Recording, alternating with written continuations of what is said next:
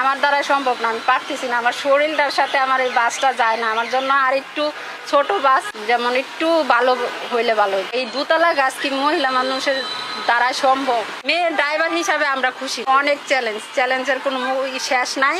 সবাই বলে যে পাইলট, সবাই বলে যে কি জানো চাপা দেয়, মানে ওটা ফার্স্টের দিনে আপনারা মিডিয়াতে ঢুকলেই দেখতে পারবেন বলাকা ফার্স্টের দিনে একটা দুর্ঘটনা ঘটাইছে। তো ওই রকম প্রতিদিনেই চাপটা দিতে থাকে। মেয়ে যাত্রী অনেক খুশি, তারাও অনেক খুশি, কিন্তু মেয়ে ড্রাইভার হিসাবে আমরা খুশি না। কারণ ওই যে পাশতে চাপ দেয়, ওটা কিভাবে সম্ভব? এখন ওর মতন চালাবে, আমি আমার মতন চালাবো, ঠিক আছে, কিন্তু এখন আমি যদি ঠাসাঠাসি করি তাহলে তো হইলো না। এই দুতলা গাছ কি মহিলা মানুষের দ্বারা সম্ভব? আমার দ্বারা সম্ভব না, আমি পারতেছি না, আমার শরীরটার সাথে আমার এই বাসটা যায় না। আমার জন্য আর একটু ছোট বাস ইজি, যেমন একটু ভালো হইলে ভালো হইতো। ঠান্ডা বাইরে আসতেছে গরমের জন্য।